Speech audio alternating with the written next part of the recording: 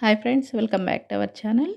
మనకి దోసలైతే బాగా రావాలి, మంచి టేస్ట్‌గా ఉండాలి అంటే దోస పిండినైతే మనం ఈ విధంగా గనుక రెడీ చేసుకున్నామంటే దోసలనేవి క్రిస్పీగా అలాగే చాలా టేస్టీగా వస్తాయి.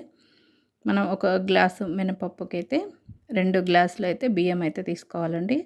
ఈ కొలతలొచ్చేసి మనం మిక్సీలో వేసుకుంటే గనక ఈ విధంగా తీసుకోవాలి. గ్రైండర్‌లో రుబ్బుకున్నట్లయితే ఒక గ్లాసు మినపప్పుకి 3-4 గ్లాసులైతే బియ్యం అయితే తీసుకోవచ్చు. గ్రైండర్‌లో మనకు ఎక్కువగా పిండి అనేది వస్తది కాబట్టి ఒక గ్లాస్ మినపప్పుకి 4 గ్లాసులైతే బియ్యం అయితే తీసుకోవచ్చండి. అలాగే ఒక 2 స్పూన్‌లొచ్చేసి సగ్గుబియ్యం వేసుకోవాలి.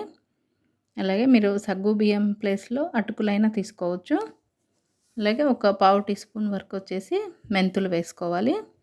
సగ్గుబియ్యం వేయడం వల్ల కూడా దోస అనేది మనకు క్రిస్పీగా వస్తుంది. అలాగే టేస్ట్ కూడా చాలా బాగుంటుంది. ఇప్పుడు ఈ బియ్యం మినపప్పుని బాగా 2 సార్లు అయితే బాగా కడిగి ఒక 4-5 గంటల వరకు అయితే నానబెట్టుకోవాలండి. ఇలా నానితేనే మనకు పిండి అనేది చాలా మెత్తగా చాలా బాగా వస్తుంది. మనం దోస పిండిని గ్రైండ్ చేసుకునేటప్పుడు ఒక స్పూన్ అయితే షుగర్ వేయండి. టేస్ట్ అయితే చాలా బాగా వస్తుంది.